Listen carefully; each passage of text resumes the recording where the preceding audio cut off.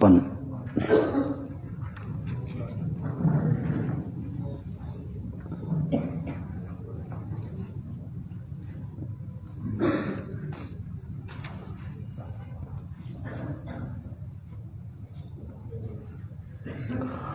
سورۃ النور۔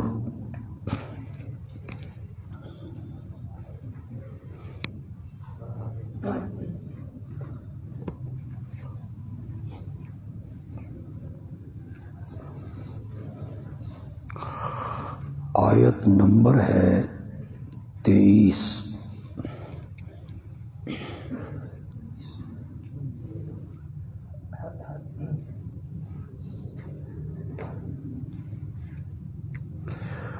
وہ جو پیچھے طالب علم بیٹھے وہ آگے آ جائیں، آگے آ جائیں، وہ پیچھے جو بیٹھے۔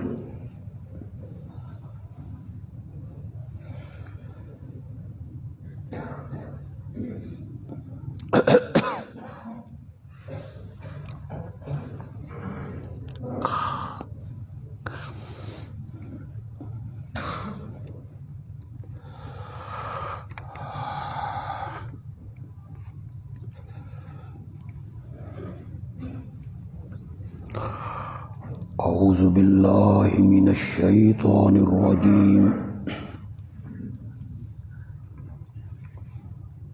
بسم اللہ الرحمن الرحیم۔ ان الذین یرمون المحصنات الغافلات المؤمنات لعنوا فی الدنیا والآخرہ وَلَهُمْ عَذَابٌ عَظِيمٌ۔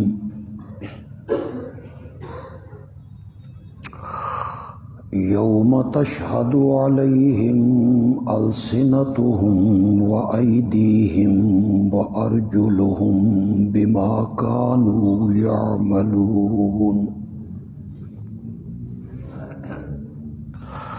يومئذ يوفيهم الله دينهم الحق ويعلمون أن الله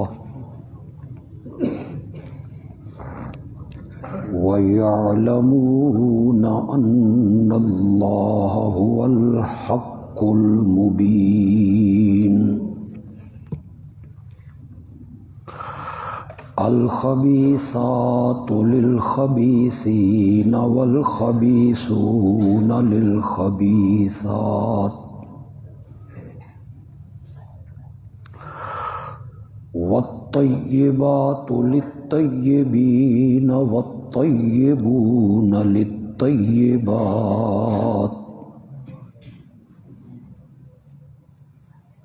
أولئك مبرؤون مما يقولون لهم مغفرة ورزق كريم۔ اللهم صل على سيدنا ومولانا محمد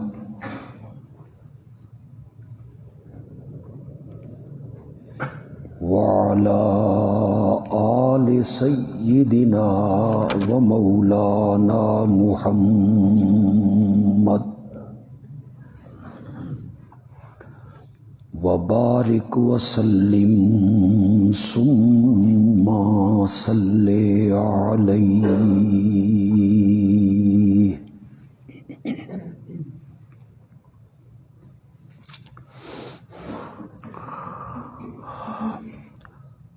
سورۃ النور کا مرکزی مضمون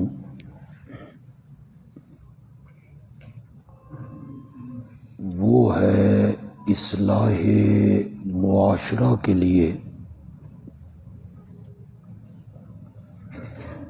کچھ احکام،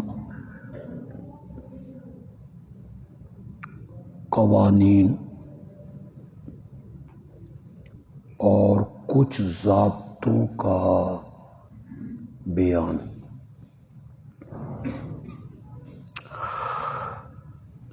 سورت کی ابتدا میں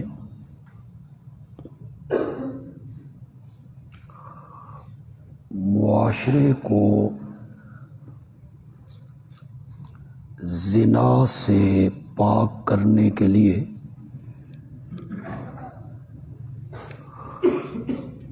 چار قانون اور چار حکم اللہ نے بیان کیے۔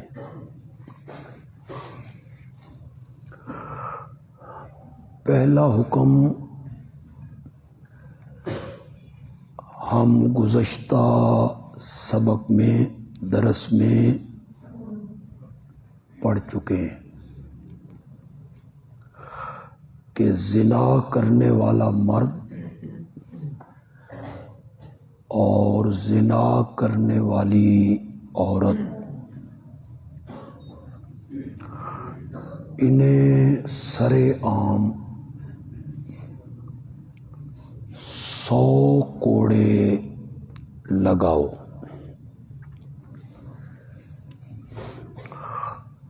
دوسرا حکم آیت نمبر 3 میں بیان ہوا۔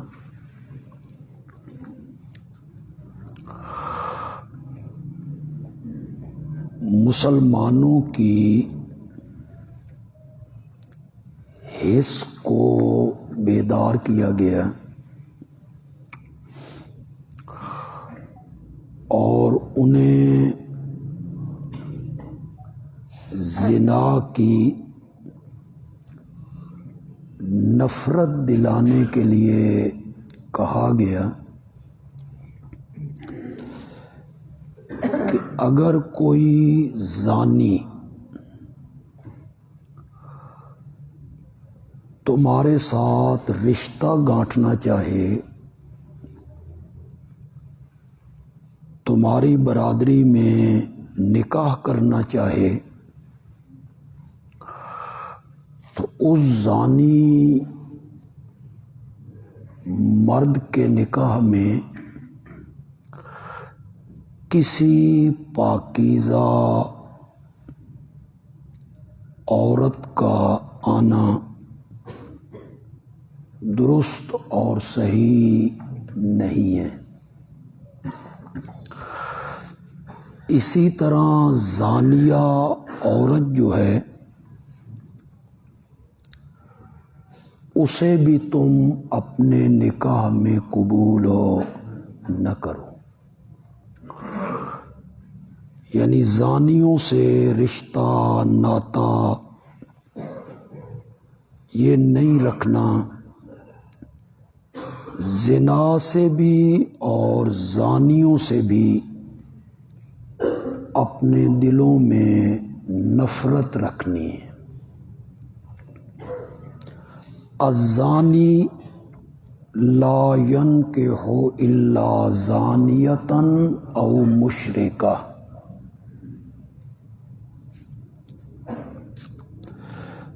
زانی مرد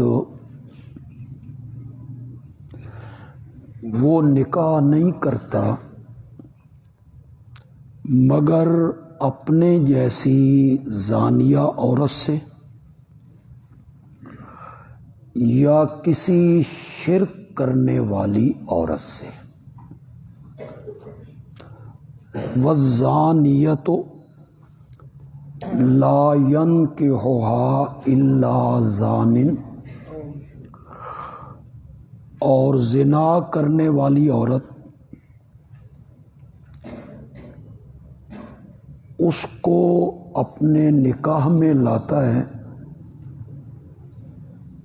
یا زنا کرنے والا مرد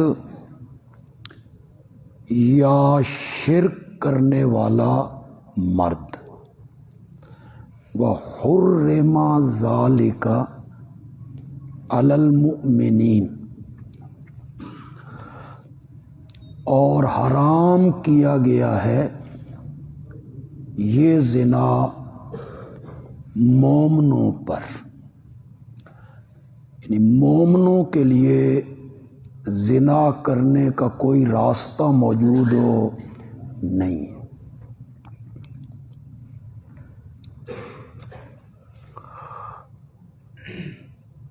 یا حرام کیا گیا ہے یہ نکاح، کسی زانیہ عورت سے نکاح کرنا یہ مومنوں کے لیے حرام ٹھہرایا گیا ہے. یہاں حرام منع کے معنی میں، جس طرح حضرت موسیٰ علیہ السلام کے واقعہ میں ہے وَحَرَّمْنَا عَلَيْهِ، ہم نے دودھ پلانے والیاں موسیٰ پر حرام ٹھہرائی تھیں، یعنی انہیں روک دیا تھا. حضرت موسیٰ ان کا دودھ پینے کے لیے تیار نہیں تھے. تو پھر حرام رکنے کے معنی میں ہو، ممانعت.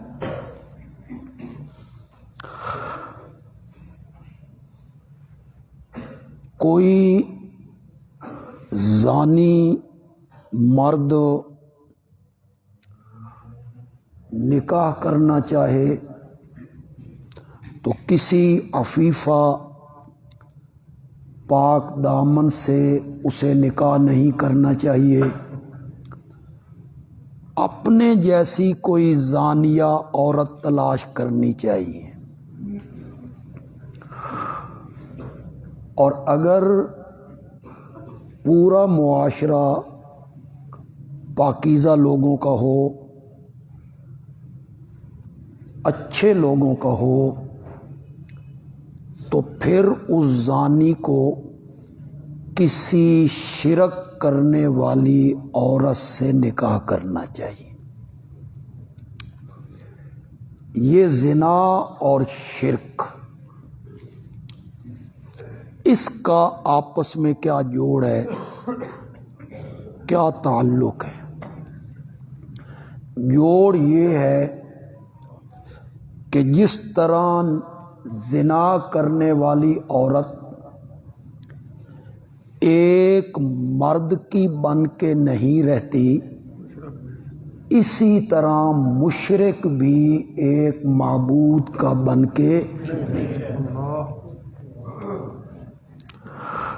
زنا کرنے والی عورت بسترے تبدیل کرتی ہے، کبھی اس مرد کے بستر پہ، کبھی اس مرد کے بستر پہ، کبھی اس مرد کے بستر پہ. اور شرک کرنے والا بھی اپنے مشکل کشا تبدیل کرتا رہتا ہے. یہ جوڑ ہے زنا کرنے والے میں اور شرک کرنے والے. یہ نفی لیاقت فعل کی ہے جی. یہ نہیں ہے کہ اگر کسی نے زانیہ سے نکاح کر لیا تو نکاح ہی نہیں ہوگا، نہیں. اگر وہ مومن ہے نکاح تو ہو جائے گا. تو نفی لیاقت کی ہے. کیا معنی کریں گے؟ کسی زانی کو یہ لائق نہیں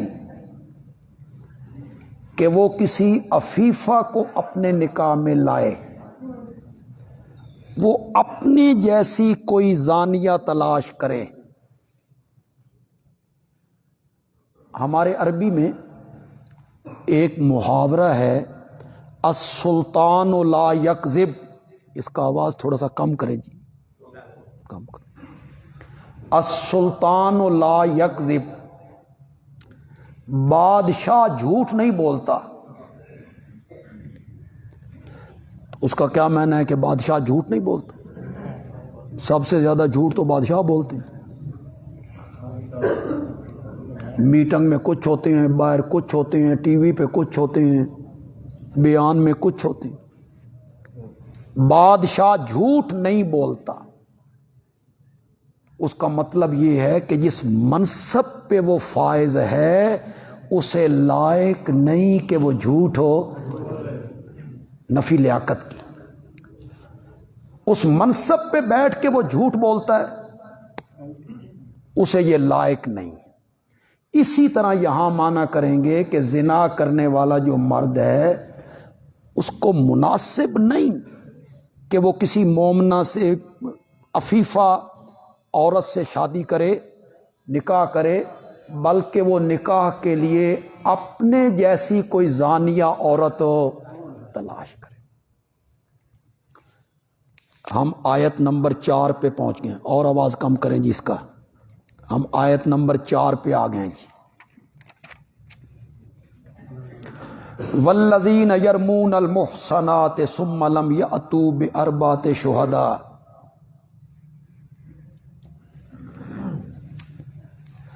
جب ثابت ہو گیا کہ زنا غلیظ ترین جرم ہے، جب ثابت ہو گیا کہ زانی کو حد لگے گی،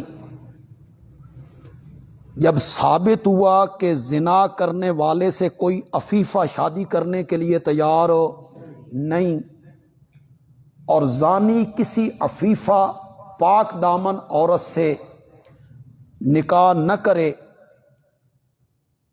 تو اب اللہ نے معاشرے کو تہمت زنا سے بچانے کے لیے ایک حکم نافذ کیا کہ کوئی اٹھے اور وہ کسی پر الزام لگا دے زنا کا، جب زنا اتنا بڑا جرم ہے کہ اس کے ساتھ نکاح کرنے کے لیے تیار کوئی نہیں، زنا اتنا جرم ہے کہ اسے 100 کوڑے لگیں گے، تو پھر کوئی آدمی اٹھے اور اٹھ کے دعویٰ کرے کہ فلاں مرد زانی ہے، فلاں عورت زانیہ ہے؟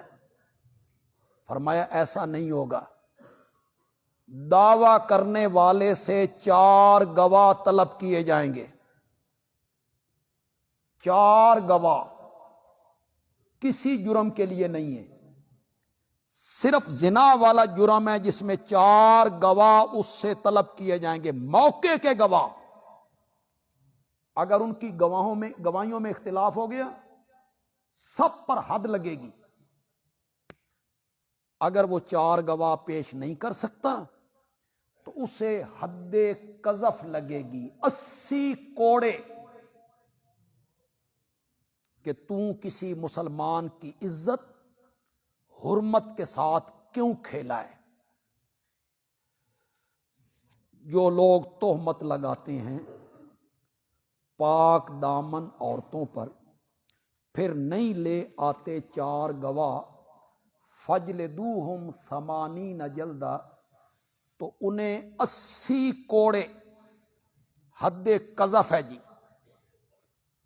کسی پر جھوٹی تہمت لگانا، 80 کوڑے لگاؤ، ولا تقبلوا لہم شہادتا ابدا، اور پھر مرتے ٹائم تک اس کی گواہی کسی معاملے میں قبول نہیں ہوگی۔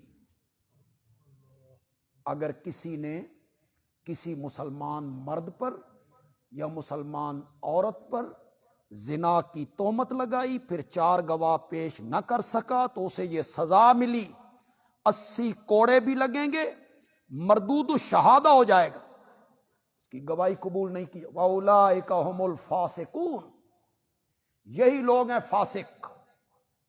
کون؟ مومنوں پر برائی کی تہمت لگانے والے، یہی ہیں فاسق۔ إِلَّا الَّذِينَ تَابُوا مِن بَعْدِ ذَلِكَ، مگر جن لوگوں نے توبہ کر لی اس کے بعد، وَأَصْلَحُوا، اور اپنی اصلاح کر لی، تو اللہ انہیں معاف کر دے گا، وہ فسق والے گناہ سے نکل جائیں گے، توبہ پھر بھی ان کی قبول ہو نہیں، ساری زندگی کے لیے مردود الشہادہ ہو جائے گا۔ اللہ تعالیٰ کو مسلمانوں کی عزت کتنی عزیز ہے، مومنوں کی حرمت کتنی عزیز ہے، کہ کوئی کسی پہ یوں ہی تہمت لگا دے، اس کو کتنی شدید ترین سزا دی، 80 کوڑے بھی، اور ساری زندگی کے لیے مردود الشہادہ، اس کی گواہی کبھی کسی معاملے میں قبول ہو نہیں کی۔ اب ہم آیت نمبر 6 پہ پہنچ گئے۔ یہاں اللہ نے ایک مسئلہ بیان کیا کہ کسی خاوند نے اپنی بیوی کو دیکھ لیا، زنا کرتے ہوئے، اور 4 گواہ اس کے پاس کوئی نہیں، تو وہ کیا کرے؟ اس کے لیے حکم ہے لعان کا. اس حکم کو یہاں بیان کیا کہ کسی خامند نے اپنی بیوی کے متعلق کہا کہ اس نے بدکاری کی ہے، اس نے زنا کیا ہے، تو پھر قاضی کے سامنے جب اس کا بیان ہوگا، جج کے سامنے، تو کیسے بیان ہوگا؟ والذین یرمون ازواجہم، جو لوگ تہمت لگاتے ہیں اپنی بیویوں پر، ولم یکن لہم شہداء، اور ان کے پاس کوئی گواہ نہیں، الا انفسہم، مگر اپنا آپ، خود ہیں، بس انہوں نے دیکھا، کوئی گواہی نہیں ہے ان کے پاس. اب 4 گواہ طلب کیے جا رہے ہیں، تو یہ معاملہ تھوڑا سا الٹ ہے، میاں بیوی کا معاملہ ہے، ساری زندگی گزارنی ہے، اس کے دل میں ایک نفرت بیٹھ جانی ہے اپنی بیوی کو دیکھ کر، پھر 4 گواہ بھی اس کے پاس کوئی نہیں، انہوں نے کیا کرنا ہے؟ فشہادت احدہما،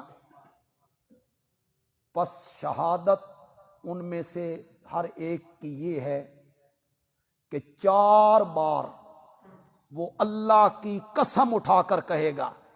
خامن جو ہے وہ 4 بار اللہ کی قسم اٹھا کے کہے گا انہ لمن الصادقین، کہ وہ سچا ہے. 4 بار اللہ کو حاضر ناظر جان کے اس کی قسم اٹھا کے کہے گا کہ میں نے جو بات کی ہے اپنی بیوی کے متعلق، میں اس میں سچا ہوں. والخامسۃ، اور 5ویں بار کہے گا ان لعنت اللہ علیہ ان کان من الکاذبین، اگر میں اس الزام لگانے میں جھوٹا ہوں تو اللہ کی مجھ پر لعنت ہو. 5ویں بار یہ کہے گا. اب اس نے تو شہادت دے دی، قسم اٹھا دی. وَيَدْرَأُ عَنْهَا الْعَذَابُ، اور اس کی بیوی سے سزا ہٹ جائے گی.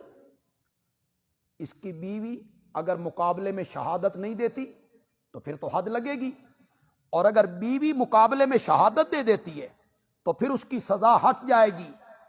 4 بار وہ گواہی دے، قسم اٹھائے 4 بار، انہ لمن الکاذبین، کہ میرا خامد اس معاملے میں کیا ہے؟ جھوٹا ہے، جو میرے متعلق کہہ رہا ہے جھوٹ بول رہا ہے. والخامسۃ، اور 5ویں بار کہے وہ عورت ان غضب اللہ علیہا، کہ اس پر اللہ کا غضب اترے، ان کان من الصادقین، اگر میرا خامد کیا ہے؟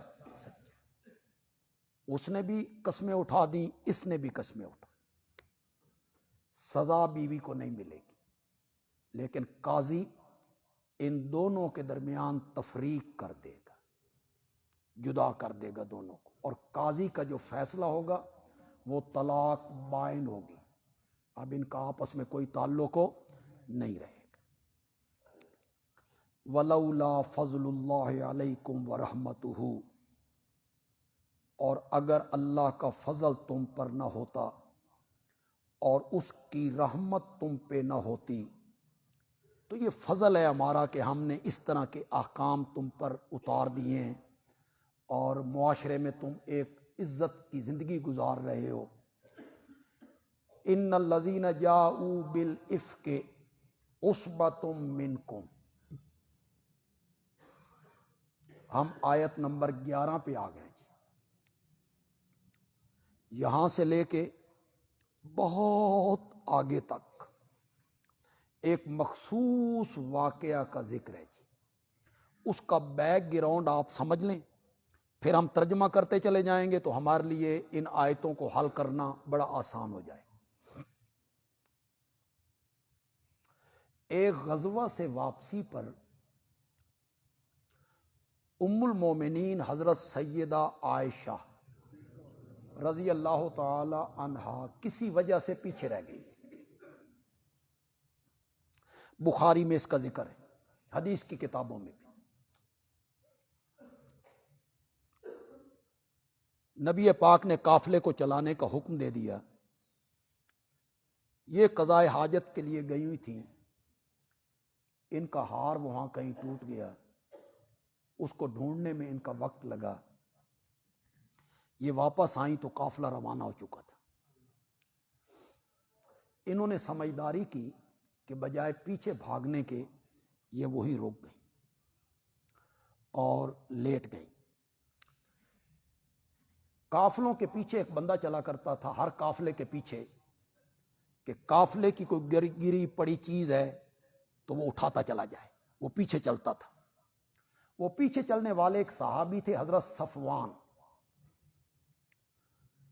وہ جب اس میدان میں پہنچے جہاں ام المومنین تھیں تو وہ قریب آئے تو انہوں نے اپنے چہرے سے پردہ ہٹایا تو انہوں نے کہا انا للہ و انا الیہ۔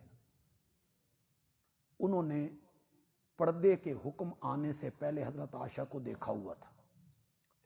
انہوں نے چپکے سے اونٹ بٹھایا، ام المومنین اس پر سوار ہو گئیں اور انہوں نے ذرا تیز اونٹ دوڑا کے حضرت عائشہ کو قافلے میں پہنچا دی۔ اس جنگ میں کچھ منافقین بھی شامل تھے، عبداللہ ابن ابی بھی شامل تھے۔ انہیں موقع ملا اور انہوں نے طوفان بدتمیزی کھڑا کر دی حضرت عائشہ اور حضرت صفوان کے متعلق۔ اسے یہاں افک سے تعبیر کیا گیا۔ افک کا مطلب ہوتا ہے کسی چیز کو الٹ دینا، تو یہاں تو معاملہ بالکل الٹ گیا تھا۔ ام المومنین پاک دامن تھی، انہوں نے الزام لگا دیا غلط کام کا۔ نبی اکرم صلی اللہ علیہ وسلم پریشان رہے، صحابہ بھی پریشان رہے۔ یہاں اس موقع پہ 3 گروہ بن گئے۔ ایک گروہ تھا منافقین کا جو کلمہ پڑھتے تھے، ان کا سرگنا تھا عبداللہ ابن ابی۔ یہ اس الزام لگانے میں پیش تھے۔ 3 مخلص صحابہ وہ ان کے چکر میں آ گئے، جن میں حضرت حسان ابن ثابت، حضرت مستہ، ہمنا، یہ مخلص لوگ ہیں۔ یہ چکر میں آئے ان منافقین کے، اور ان کی زبان سے بھی کچھ نامناسب جملے نکل گئے۔ یہ دوسرا گروہ ہے۔ تیسرا گروہ ہے مخلص مومنین کا، خالص مومن صحابہ۔ اللہ نے ان پر بھی زجریں کی ہیں۔ اس معاملے میں زجر کی ہے کہ تساں چپ کیوں رہے ہو، چپ کیوں سادھ لی تم نے، کہ جی معاملہ ایسا ہے، ہم کیا کہہ سکتے ہیں، تمہیں یہ نہیں کرنا چاہیے تھا، تمہیں برملا کہنا چاہیے تھا کہ سبحانک ھذا بہتان۔ ان پر بھی اللہ نے زجریں کی۔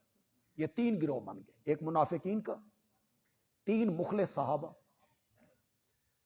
جو ان کے چکر میں آئے، اور مومن جنہوں نے خاموشی اختیار کی۔ حضرت ابو بکر رضی اللہ تعالی عنہ کے خالہ زاد بھائی مستح، وہ بھی اس میں شامل ہیں، اور مستح کی جو والدہ ہیں انہوں نے حضرت عائشہ کو سب باتوں سے آگاہ کیا اور یہ بھی بتایا کہ میرا بیٹا بھی اس میں شامل ہے۔ حضرت عائشہ اجازت لے کر اپنے ماپے چلی گئی۔ میں اور آپ تصور بھی نہیں کر سکتے اس پریشانی کا۔ منافقین نے اس خاتون کا انتخاب کیا جو نبی اکرم کی زوجہ ہے، صدیق اکبر کی بیٹی ہے، اور سارے مومنوں کی ماں ہے۔ یہ بدنام ہو گئی تو اسلام کے پلے ککھ نہیں رہے گا، مسلمان بدنام ہو جائیں گے۔ میں اور آپ تصور بھی نہیں کر سکتے کہ حضرت ابو بکر اور حضرت عائشہ کی والدہ کی کیا کیفیت ہو۔ ام المومنین کہتی ہیں کہ 7 راتیں مجھے نیند نہیں ہے۔ اس کو جن لفظوں سے تعبیر کیا نا میری ماں نے، بڑی فصاحت ہے، بڑی بلاغت ہے، بڑا علم ہے۔ کہتی ہیں 7 راتیں میں نے نیند کا سرما نہیں لگا ہے، میں نے نیند کا سرما نہیں لگا۔ حضرت ابوبکر الگ پریشان، والدہ الگ پریشان، صحابہ سے مشورے ہوتے رہے، کوئی صحابہ رائے دیتے رہے۔ نبی اکرم صلی اللہ علیہ وسلم نے فیصلہ کیا کہ خود عائشہ سے پوچھنا چاہیے۔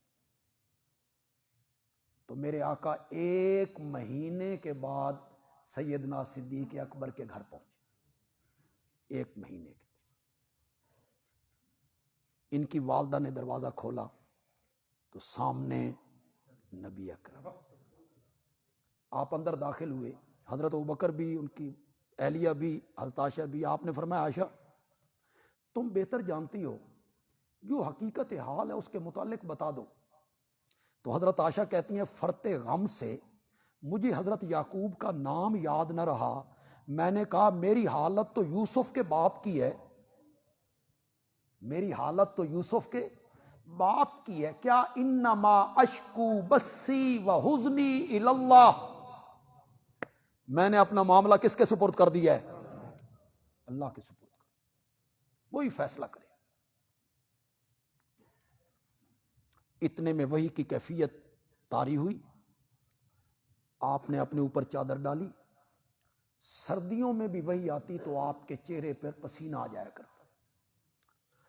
ایک صحابی کہتے ہیں میرے پٹ پر، ران پر نبی پاک نے سر رکھا ہوا تھا، وحی کی کیفیت شروع ہوئی تو اتنا بوجھ پڑا کہ قریب تھا میری ران کی ہڈی ٹوٹ جاتی، جو وحی کی کیفیت ہوتی۔ جب آپ نے چادر اوڑھی تو یہ رازدار نبوت ہے، سمجھ گئی بے کال مل گئی ہے۔ حضرت عائشہ کہتی ہے میرا دل کہتا تھا کہ خواب میں اللہ اپنے نبی کو بتا دے گا، الہام کر دے گا، خواب میں بتا دے گا۔ پھر آپ نے اپنے چہرے سے چادر اٹھائی، آپ کے ماتھے مبارک پہ پسینے تھے، تو حضرت عائشہ اس پسینے کا جو تذکرہ کرتی ہیں اس میں بھی میری ماں نے کمال کر دی۔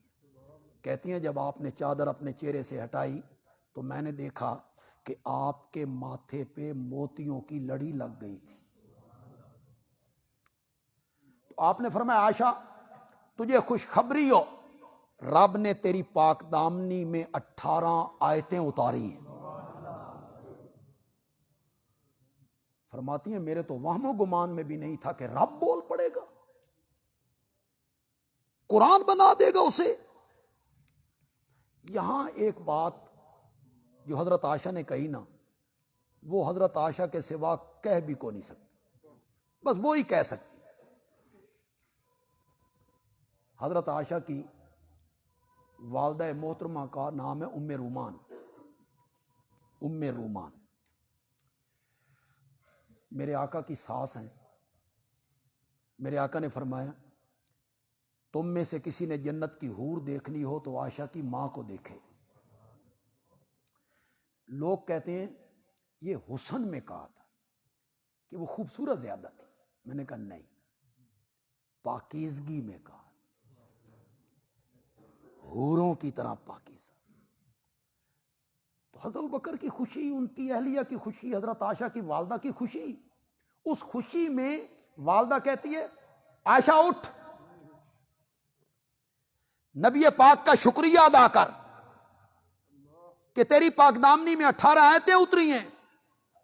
اور حضرت عائشہ نے بے پرواہ ہو کے کہا ان کا شکریہ کیوں ادا کروں، اس رب کا شکریہ کیوں نہ ادا کروں جس نے میری پاک دامنی کا اعلان کیا ہے۔ یہ جملہ حضرت عائشہ کے سوا کوئی بھی نہیں کہہ سکتا تھا۔ تو وہ جو 3 گروہ ہیں نا، منافقوں کا گروہ ایک، وہ 3 مومن صحابہ اور چپ کرنے والے صحابہ، ان تینوں گروہوں پر اللہ زجریں کریں گے، تم نے یہ کیوں کیا؟ یہ کام کیوں کیا تم نے؟ یہ پہلے گروہ پہ زجر ہو رہی ہے جی.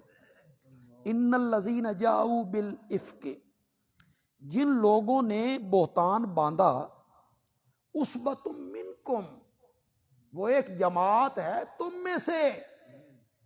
یہ تم میں سے اس لیے کہہ دیا کہ منافق بھی بظاہر کلمہ پڑھتے، اپنے آپ کو مومنوں میں مسلمانوں میں سمجھتے، اس لیے منکم کہہ دی.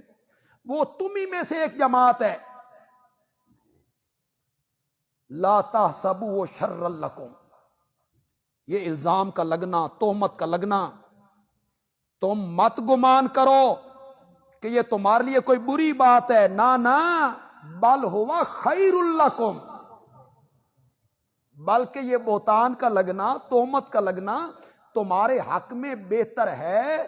اگر تہمت نہ لگتی تمہاری ماں کی پاک دامنی کا اعلان قرآن کے صفحات میں کیسے ہوتا؟ تہمت نہ لگتی تو یہ جو 4 قانون زنا کے ہم نے بیان کیے اور آگے ہم معاشرے کی اصلاح کے احکام بیان کریں گے، یہ کیسے اترتے؟ تو شر کے پہلو سے خیر کا پہلو نکلا. لِكُلِّ امْرِئٍ مِّنْهُمْ مَا اكْتَسَبَ مِنَ الْإِثْمِ، ہر شخص کو اتنا گناہ ملے گا جتنی اس نے کمائی کی. وَالَّذِي تَوَلَّى كِبْرَهُ مِنْهُمْ، اور جس نے سب سے زیادہ بوجھ اٹھایا اس بہتان کا، اس کے لیے تو عذاب عظیم ہے. یہ کون ہے جی؟ عبداللہ ابن ابی. وہ سرگنا تھا، وہی آگے آگے تھا، اسی نے اس کو اٹھایا، اس کے لیے عذاب عظیم ہے. لولا اذ سمعتموہ، جب تم نے سنا تو تم نے کیوں نہیں گمان کیا؟ مومن مردوں نے اور مومن عورتوں نے جب اس افواہ کو، اس الزام کو سنا تو کیوں گمان نہیں کیا بِأَنفُسِهِمْ خَيْرًا، اپنوں کے بارے میں بھلائی کا؟ تم نے غلط گمان کیوں کیا؟ اچھا گمان کیوں نہیں کیا تم نے؟ وَقَالُوا، اور کیوں نہیں کہا ہَذَا إِفْكٌ مُبِينٌ، یہ بہتان ہے واضح. کیوں واضح الفاظ میں تم نے یہ نہیں کہا کہ یہ بہتان باندھا گیا ہے؟ تم نے اپنے اپنوں کے بارے میں اچھا گمان کیوں نہیں کیا؟ لولا جاؤ علیہ باربعۃ شہداء، جنہوں نے الزام لگایا تھا وہ اس پر 4 گواہ کیوں نہیں لائے؟ انہیں 4 گواہ لانے چاہیے تھے اس الزام پر. سورۃ نساء کی آیت نمبر 15 میں یہ حکم آ چکا تھا کہ کسی پر زنا کی تہمت لگائی جائے گی تو اس پر کتنے گواہ پیش کرنے ہوں گے. یہ سورۃ نساء کی آیت نمبر 15 میں ذکر ہو چکا تھا. الزام لگانے والے اس پر 4 گواہ کیوں نہیں لائے؟ فَإِذْ لَمْ يَأْتُوا بِالشُّهَدَاءِ، پھر جب وہ اس الزام پر گواہ پیش نہیں کر سکے، فَأُولَٰئِكَ عِندَ اللَّهِ هُمُ الْكَاذِبُونَ، تو وہ اللہ کے ہاں کیا ہیں؟ جھوٹے ہیں. جھوٹ بولا انہوں نے، بہتان باندھا انہوں نے. وَلَوْلَا فَضْلُ اللَّهِ عَلَيْكُمْ، اگر اللہ کا فضل نہ ہوتا تم پر اور اس کی رحمت نہ ہوتی تم پر، فی الدنیا والآخرہ، دنیا میں بھی اور آخرت میں بھی، لمسکم، تو پہنچتا تمہیں، فی ما افضتم، وہ جو تم پھیلا رہے تھے، وہ جو تم بیان کر رہے تھے، اس کے بدلے تمہیں پہنچتا عذاب عظیم. یہ تو اللہ کا فضل ہے کہ اللہ نے تمہیں عذاب عظیم سے بچا لی. اذ تلقونہ بألسنتکم، جب تم ایک دوسرے سے نقل کر رہے تھے اپنی زبانوں کے ساتھ، ایک دوسرے سے ذکر کرتے تھے کہ کچھ سنا ہے، وہ کیا ہو رہا ہے، فلاں بندہ کیا کہہ رہا ہے عائشہ کے بارے میں. تحسبونہ ہینا، تم نے اس کو ہلکی بات سمجھ لیا تھا، یہ معمولی بات تھی. وَهُوَ عِندَ اللَّهِ عظیم، اللہ کے ہاں تو یہ بڑی بات تھی کسی کی عزت پہ حملہ کرنا، اور ام المومنین کی عزت پہ حملہ کرنا۔ وَلَوْلَا إِذْ سَمِعْتُمُوهُ، جب تم نے سنا تھا کہ کچھ لوگ یہ باتیں کر رہے ہیں تو تم نے کیوں نہیں کہا ما یکون لنا، ہمیں مناسب نہیں ان نتکلم بہذا، کہ ہم اس معاملے میں کلام کریں بولیں، سبحانک، پاک ذات تو تیری ہے، ھذا بہتان، تمہیں یہ کہنا چاہیے تھا، تم خاموش کیوں رہے؟ یعظکم اللہ، اللہ تمہیں نصیحت کرتا ہے پھر اس طرح کا کام کبھی نہ کرنا، ان کنتم مومنین، اگر ہو تم۔ دیکھیں آج ہمارے معاشرے میں یہ تو زنا کے بارے میں، ویسے ہم جب باتیں کرنے لگتے ہیں ایک بات سنی اسے آگے پھیلا دیا، یا بغیر تحقیق کے کسی کے متعلق کوئی بات کر دی، تو قرآن ہمیں کہتا ہے کہ ظن المؤمنون والمؤمنات بانفسہم خیرا، مومن مردوں کو اور مومن عورتوں کو اپنوں کے متعلق گمان کرنا چاہیے، اچھا گمان کرنا چاہیے۔ تو یہ ہمارے لیے سبق ہے نا، ہم کیوں برا گمان کرتے ہیں لوگوں کے متعلق؟ مومن کے بارے میں اچھا گمان کرو، غلط نہ سوچو، اچھا سوچو۔ دو بندے کھڑے ہیں اور میں سوچ رہا ہوں اے میرے متعلق کوئی گل کر رہے ہیں، کیوں؟ اچھا گمان رکھو کہ ہو سکتا ہے کہ یہ دین کے معاملے میں کوئی بات کر رہے ہیں، دین کے کسی مسئلے پر گفتگو کر رہے ہیں۔ تو ہمیں یہ بتایا گیا کہ اپنوں کے بارے میں، یعنی مومنوں کے بارے میں برا گمان نہیں کرنا، مومنوں کے بارے میں گمان کرنا ہے تو ہمیشہ اچھا گمان کرنا۔ ان الذین یحبون ان تشیع الفاحشہ فی الذین آمنوا، بے شک جو لوگ پسند کرتے ہیں کہ مومنوں میں بے حیائی پھیلے، اس کو ذرا غور سے سنیں گے۔ یہ ام المومنین پہ تہمت کا لگنا بے حیائی کا ہی پھیلنا تھا نا، مومنوں کے درمیان بے حیائی پھیلے۔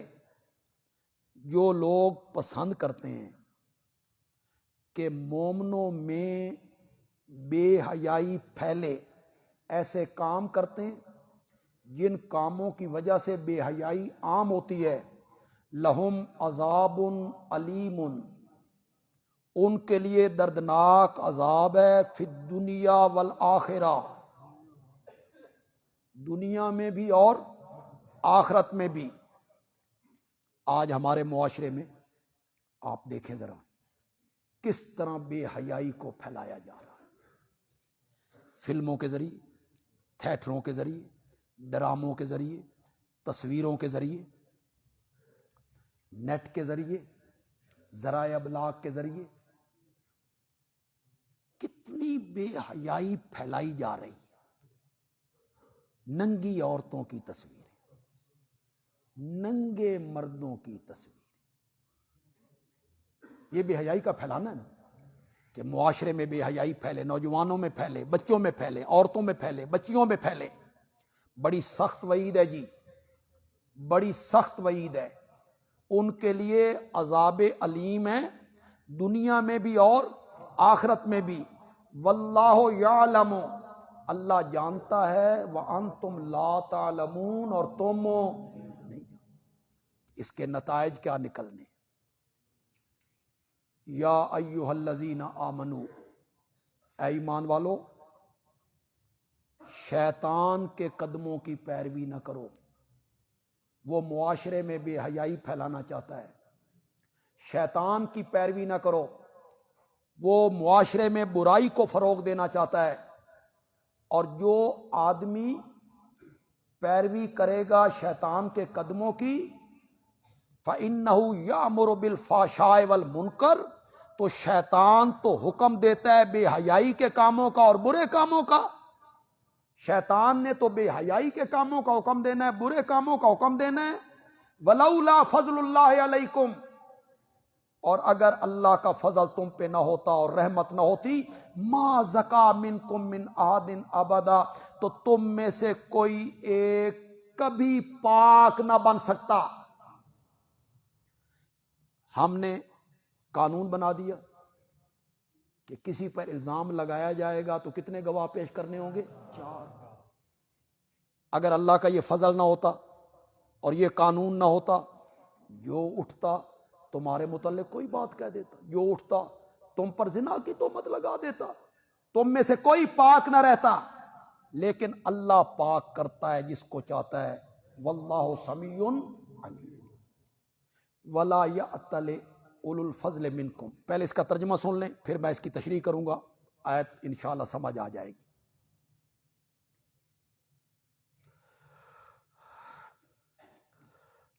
جو لوگ تم میں سے فضل والے اور وسعت والے، یعنی مالدار ہیں، پیسے والے ہیں، خاندانی لحاظ سے بڑے لوگ ہیں، وہ قسم نہ کھائیں. کس بات پر؟ کہ وہ قریبیوں پر خرچ کریں گے، مسکینوں پر اور مہاجرین فی سبیل اللہ پر. قسم نہ کھائیں کہ ہم نہیں خرچ کریں گے. نہ مسکینوں پر خرچ کریں گے، نہ رشتہ داروں پہ خرچ کریں گے. اور جن لوگوں نے اللہ کی راہ میں ہجرت کی، ہم ان پر کوئی مال خرچ نہیں کریں گے. اللہ کی قسم ہم خرچ نہیں کریں گے. انہیں قسم نہیں کھانی چاہیے. وَلْيَعْفُوا، چاہیے کہ معاف کر دیں. وَلْيَصْفَحُوا، درگزر کریں. أَلَا تُحِبُّونَ، کیا تم پسند نہیں کرتے ہو؟ أَن يَغْفِرَ اللَّهُ لَكُمْ، کہ اللہ بھی تمہیں معاف کر دے. اللہ بخشنے والا ہے. یہ جو حضرت مستہ تھے نا، حضرت ابو بکر کے خالہ زاد بھائی تھے. یہ غریب تھے. حضرت ابو بکر ان کے ساتھ تعاون کرتے تھے، ان کی مدد کرتے تھے ان کی غربت کی وجہ سے. جب انہوں نے اس طوفان بدتمیزی میں حصہ لیا تو حضرت ابو بکر نے قسم کھا لی کہ میں آئندہ مستہ پر کچھ خرچ نہیں کروں. ظاہر بات ہے، بیٹی کا معاملہ تھا. بیٹی کے معاملے میں باپ بڑا جذباتی ہوتا ہے.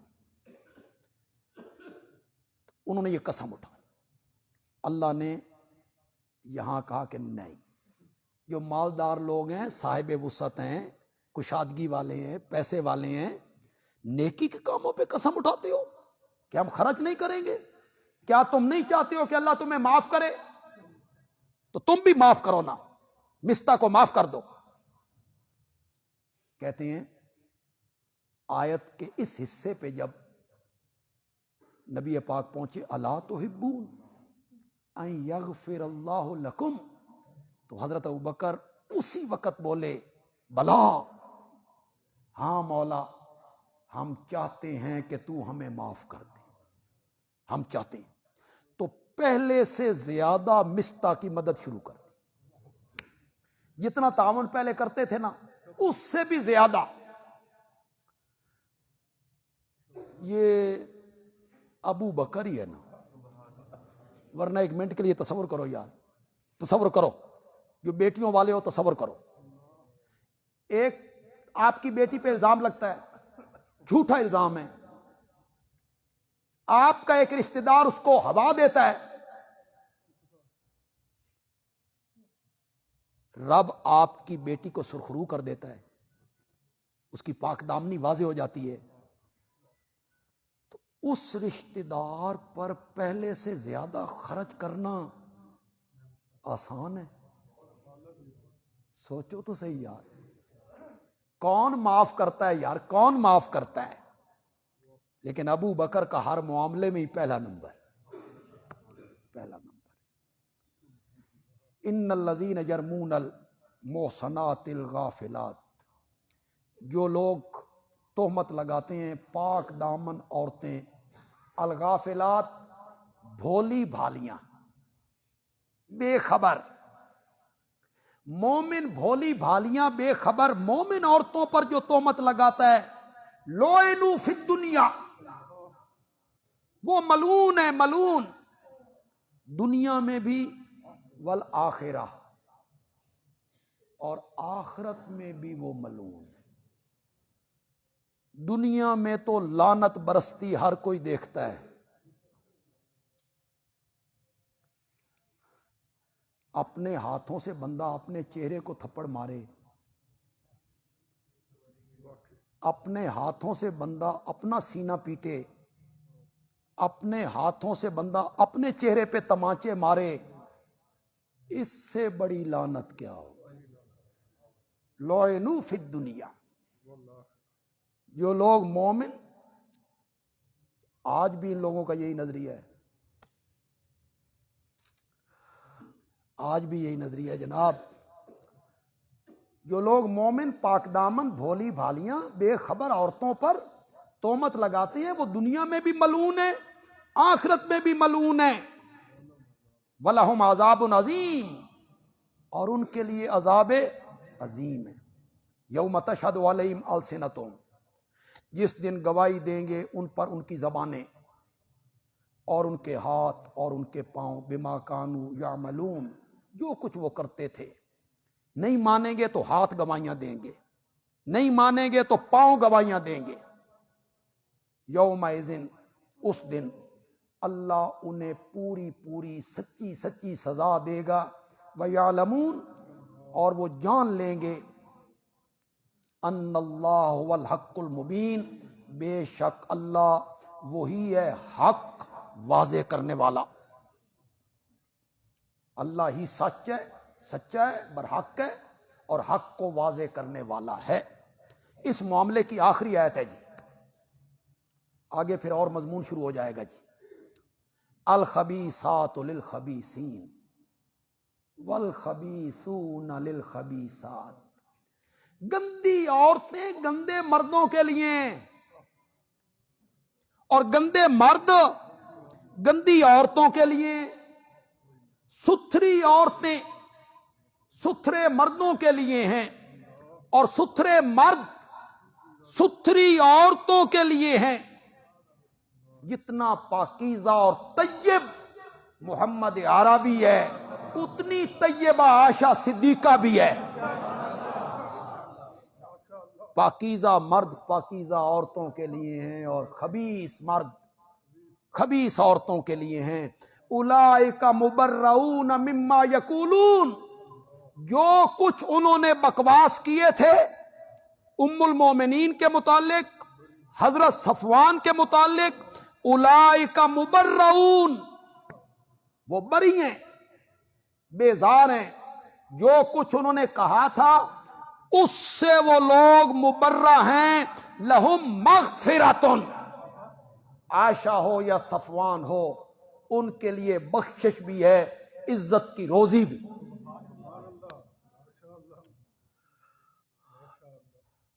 یہ معنی جو میں نے کیا، عام مفسرین یہ معنی کرتے ہیں، اور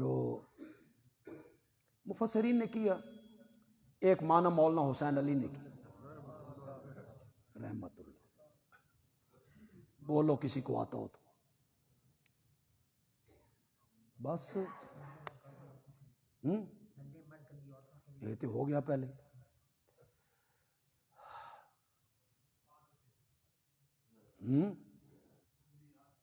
ہاں، الخبیثات للخبیثین، گندی خصلتیں گندے مردوں کے لیے ہوتی ہیں، اور گندے لوگ گندی خصلتوں کے ہوتے ہیں۔